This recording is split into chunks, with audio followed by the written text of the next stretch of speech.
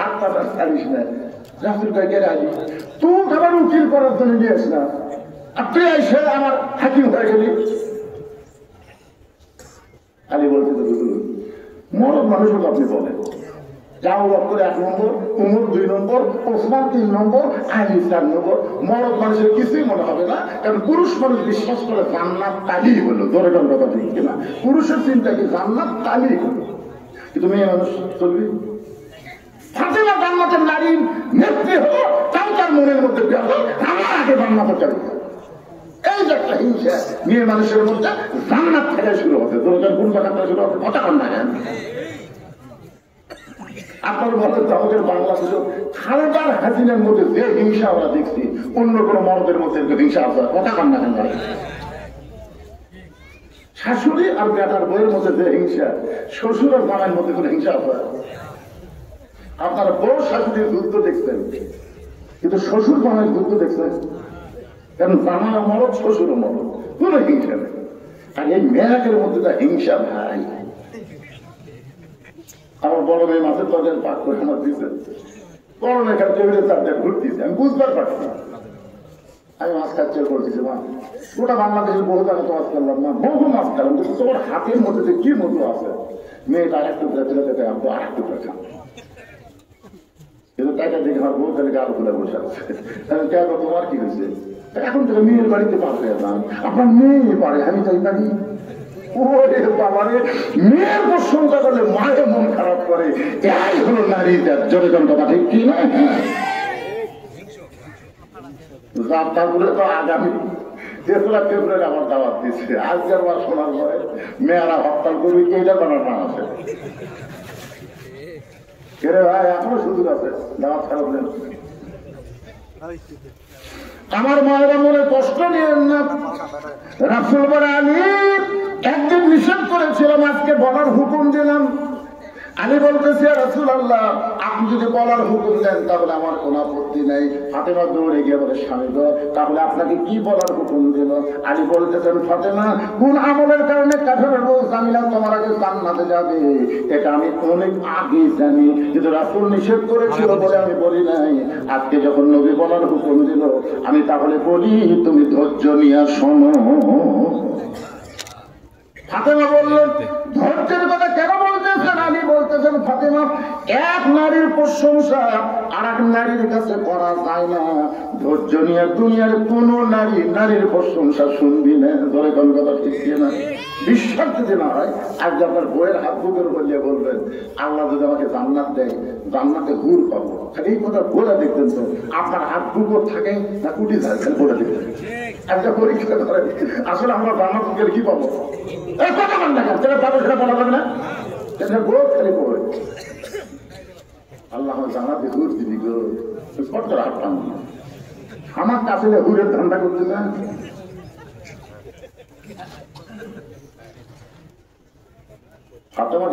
আলী বলতেছে একটু ধৈর্য ধারণ করা লাগবে, কারণ কোন আমলের কারণে ওই কাফুরের বউ তোমার আগে জান্নাতে যাবে এটা শুনবার গেলে ধৈর্য ধারণের দরকার আছে না নাই? সঙ্গে সঙ্গে ফাতেমা বললেন ইন্নাল্লাহ মা'আস সাবিরিন, ধৈর্যশীলদের সঙ্গে কে আছে? আরো ধরে বলেন। আলী বললেন ফাতেমা তাহলে শুরু করলাম। তোমার কি মনে আছে একদিন ঘরের মধ্যে দুপুর বেলায় তুমি আমার সামনে কান্নাকাটি শুরু করে দিলে, আমি চোখের পানি মুছতে বললাম ফাতেমা কান্দার কারণ কি?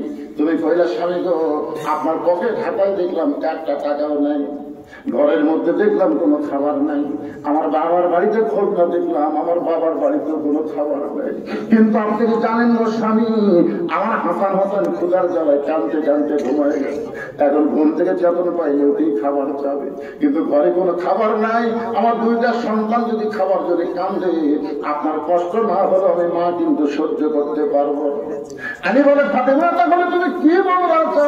ফাতেমার সঙ্গে সঙ্গে একটা অন্য বের করে স্বামীর হাতে দেবে, স্বামী গো এই অন্যটা আমি যত্ন করে রেখেছি, আমি মাঝে মধ্যে পড়ি, আর অন্যটা পরবো না, আমার বড় পছন্দের অন্য, এই অন্যটা আপনাকে দিয়ে দিলাম, এই অন্য বিক্রি করার যে টাকা হবে সেই টাকা দিয়ে আজকের মতো আপনি খাবার নিয়ে আসবেন।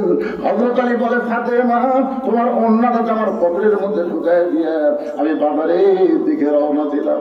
আমার মনের মধ্যে কোনো শান্তি নাই, কারণ আমার বিবির ওন্নাকে বিক্রি করা লাগবে। যদি বিক্রি করবার যায় আর খরিদ্দার যদি হঠাৎ জিজ্ঞাসা করে ফেলে আলী ভাই ওন্নাটা কার, আর আমি যদি বলি আমার বইয়ের ওন্না, তাহলে পুরুষ মানুষ মাত্রই মনে করবে যে স্বামী বইয়ের জিনিস বেচা যায়, এই স্বামী হলো দুর্বল স্বামী। আপনার মধ্যে বইয়ের জিনিস বেচা খাবেন সামনে শ্বশুর বাড়ি থেকে যে বউ মালা মালা পাবে সব ঠিক আছে, কতক্ষণ ঠিক আছে, খাবার বসা কেন বলতে হতে হলো না, হলো না, বউটা কি হলো না গো, আমার জমির ধারটা জমি আছে গো 80,000 টাকা, কিন্তু আমার 60,000 টাকা আছে, 20,000 টাকার জন্য জমি হাত ছাড়া হচ্ছে। বউ বলতেছে ধৈর্য ধরেন, এ বছর না হলে সামনে বছর হবে। স্বামী বলছে তো বাপের জমি যে ধৈর্য লাগাই বছর হাত দিবি। বউ করে এত রাগ করেন, রাগ করার কারণ তুই খালি দয়া করলি, তুই একটু দয়া করলি জমিটা পাবে। বউকে আমি কি দয়া করবো, এই যে মালা গলাতে আমার ভাত দিচ্ছিস, এই মালা তোর বাপ দেওয়ার সময় তো দিছে, এই মালার কোন ঢপ আছে, সোনা আছে আমি মানি, কিন্তু সাইজ নাই। কিন্তু এও এতদিনের পুরাতন মালা এরা চলে, এখন যে জীবিকাও সোনার মালা আনছে রে, তুই খালি পুরাতন মালা হাত খুলেছে। মুসলমানের বাচ্চা ভাত ছোড়া বাধা করতেছি, আগামী বছর এই সময় তোকে 2 ভরি সোনার ডিজিটাল মালা বানাবো রে। কেমন পুষ মারছে বুঝলেন, ওই মালা খুলে সামনে হাত দিতেছি। আমি বিক্রি করে ধরে দিচ্ছি 1 বছর আর কোনো খোঁজ নাই। 1 বছর পরে মেয়ে বউ বলতেছে কেন গত বছর এই মালা খুলে দিলাম, 1 বছর হয়ে গেল, আপনি আমার 2 ভরি সোনার মালা দিবারটা দিলেন। স্বামী বলতেছে তুই ভবিষ্যতে ওয়াজ শুনিস না, বউটা ভবিষ্যতে কি ওয়াজ করছে, ভবিষ্যতে ওয়াজ করছে মেয়েরা কেবলমাত্র এক ব্যক্তির জন্য সাজতে পারবে, সেই ব্যক্তি হলো তার স্বামী। স্বামী ছাড়া কোন পুরুষের জন্য সাজাই জায়েজ নাই। তাহলে তুই গলার মালা দিয়ে কার সামনে পাবো, তুই তো আমার জন্য মালা পড়বি, তো মালা ছাড়াই যদি তোর ভালো লাগে তো খাবার কি দরকার আছে, অন্তর দিস। বউ ভাই আল্লাহ রে, এর মতন সিটার তো করিয়েছে নাই। এইরকম কিছু স্বামী আছে না নাই, বউয়ের জিনিস বেচা চাই করে বলেন কার জিনিস। আলী বলতেছেন ফাতেমা তোমার কন্যা বিক্রি করবার যা বারবার আমার মনে হয়, যদি খরিদ্দার হঠাৎ জিজ্ঞাসা করে কন্যা টাকার, আর আমি যদি বলি আমার বউ ফাতেমার, তাহলে অবশ্যই মনে মনে বলবে আমি দুর্বল হয়ে গেছে। আলী বলে ফাতেমা ওই অন্যটা পকেটের মধ্যে নিয়ে ঘুরতেছিলাম, বের করার কোন সাহস পাচ্ছিলাম না। এমন সময় থেকে খরিদ্দার আমার সামনে এসে সালাম দিয়ে বলে আলী ভাই আপনি মনে হয় কিছু বিক্রি করবেন। আলী বলে ফাতেমা আমি আশ্চর্য হয়ে গেলাম, পকেটের অন্যার খবর আল্লাহ জানে, আমি জানি, দুনিয়ার কেউ জানে না, অথচ খরিদ্দার বলতেছে আপনি মনে হয় কিছু বিক্রি করবেন। আমি পকেট থেকে অন্য বের করলাম, টাকায় দেখি খরিদ্দার ব্যাগের মুখটা ফাঁক করে ধরলো, ব্যাগের মধ্যে অন্য দিলাম, ওই খরিদ্দার একটাবার অন্যার দিকে তাকাইলো না, ব্যাগের মাঠটা চাইটা ধরে আমার হাতে 6টা দিরহাম দিয়ে খরিদ্দার যখন চলে গেল, ফাতেমারে শোনো ওই 6টা দিরহাম দৌড় দিলাম খাবার দোকানে, দোকানদারকে বললাম ভাই দেরি করো না, এই 6টা দিরহামের যে খাবার হবে একটা টোপলা করে আমার হাতে দিয়ে দাও। দোকানদার 6টা দিরহামের খাবার টোপলা করে যখন আমাকে দিবে, আমি 6টা দিরহাম দিব, টোপলা খানা নেব। এমন সময় একটা ফকির এসে আমাকে সালাম দিয়ে বলে আলী রে আজকে 3 দিন বলে আমার বাড়িতে কোনো খাবার নাই। আলী 3 দিন হলে আমার বাড়িতে কোনো খাবার নাই, আল্লাহর রাস্তা থেকে একটু খাবার দিবার পারবো না। আলী বলে ফাতেমা আমার এত রাগ হয়ে গেল, আমি যেন ফকিরকে বলি আল্লাহর রাস্তায় মাফ করো।